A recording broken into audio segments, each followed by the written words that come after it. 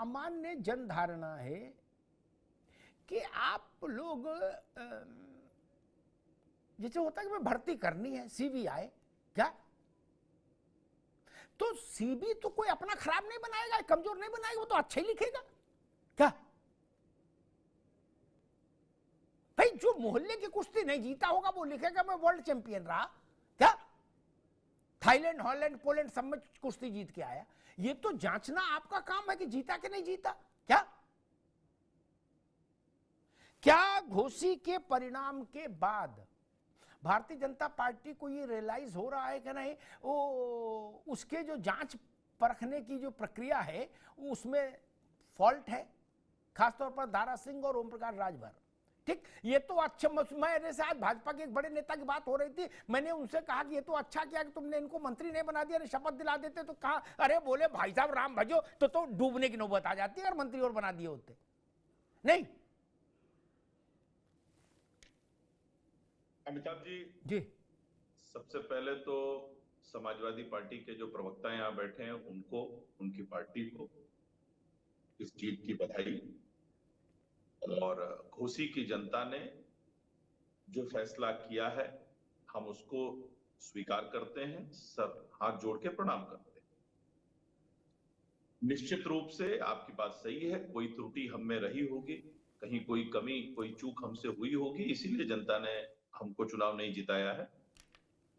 कौन सी कमी रही, किन जगहों पर दिक्कतें हुई, इन सारी चीजों की समीक्षा जो है वो पार्टी करेगी, प्रदेश लेवल पे भी, और जहां भी उचित होगा उसकी समीक्षा जरूर होगी। और निश्चित रूप से उन कमियों को दुरुस्त करके आगे हम फिर से इसी मनोयोग के साथ जनता की सेवा के लिए उपलब्ध रहेंगे।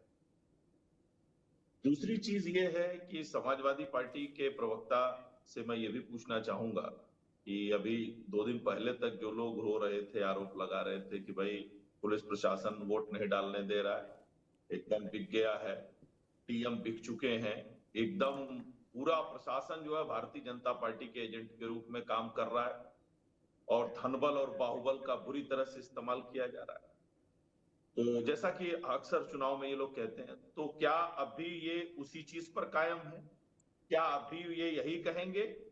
और क्या इस आधार पे ये कहेंगे कि नहीं भाई इस चुनाव को खारिज करके फिर से चुनाव करा लिया जाए, क्योंकि अब ये ऐसी चुनाव बात कोई निष्पक्ष बोलता है नहीं क्या कभी भाई? जी, आवाज आवाज कट रही है। मैं कह रहा हूं ऐसी बात जी, कभी कोई बोलता है क्या राजनीति में? जो जीत गया वो लड्डू खाता है? हाँ? मैं इसीलिए कह रहा हूं ना कि इनका एक नारा है कि जीत गए तो हम, हार गए तो ईवीएम।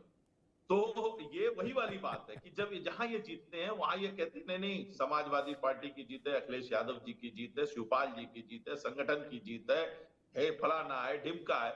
जहां ये हार जाते हैं या जहां इनको कुछ वो होता है तो ये तुरंत बहाने बनाने लगते हैं। तो मेरा कहने का मतलब है कि यह जीत आपको मिली है, इसका स्वागत करिए, आगे बढ़िए, जनता की सेवा करिए। हम भी जनता की सेवा करेंगे 2024 में। मैं आपको वादा करता हूं अमिताभ जी, फिर हम डिबेट में रहेंगे 2024 में भी। भारतीय जनता पार्टी बंपर जीत लोकसभा के चुनाव में हासिल करेगी। उपचुनाव के मुद्दे अलग होते हैं, उपचुनाव की परिस्थितियां अलग होती हैं, बहुत से कारण हो सकते हैं जो हम ना समझ पाए हों, जिसकी वजह से हमें दिक्कत हुई हो, हमें इस हार का सामना करना पड़ा। उन सभी चीजों को दुरुस्त करते हुए, उन सभी चीजों को ठीक करते हुए हम आगे बढ़ेंगे। और इस चुनाव का 2024 के चुनाव से कोई लेना देना नहीं है। भारतीय जनता पार्टी ने जी, अभी जो 7 सीटों पे उपचुनाव, उसमें 3 सीटों पे विजय भी हासिल की है, ठीक है। और हम असफल भी जहां हुए वहां भी हम इस असफलता से सबक जरूर लेंगे। ठीक बात। भाई देखो, अगर भाजपा जीत जाती आनंद बाबू तो भाजपा कहती कि ये 24 का भी रास्ता दिख गया झांकी क्या?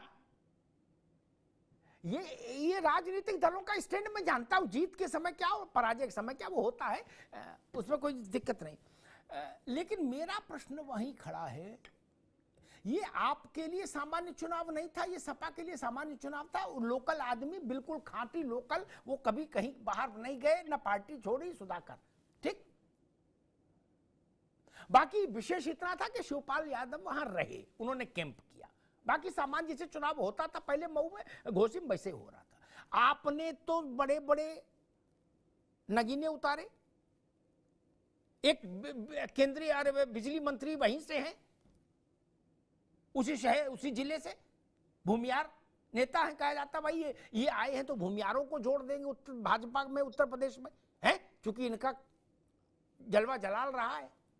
अच्छा, उनका रिजल्ट क्या है, उनकी भी काफी जांची जाए, एक विषय। और ये बातें भाजपा के लोग ही उठा रहे।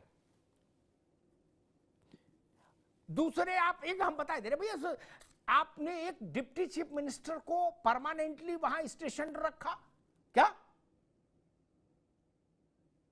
और इन सब पर भारी हमारे भाई ओम प्रकाश राजभर क्या? वो सपरिवार वहां रहे ही रहे। और इन सब के ऊपर वो दारा सिंह चुनाव लड़ रहे थे। सुधाकर का बायोडेटा तो उतना बड़ा नहीं है, दारा सिंह का तो बायोडेटा देखे हुए बड़ा है। वो राज्यसभा में भी रहे दोनों दलों से, और भाजपा के ओबीसी मोर्चा के राष्ट्रीय अध्यक्ष रहे क्या?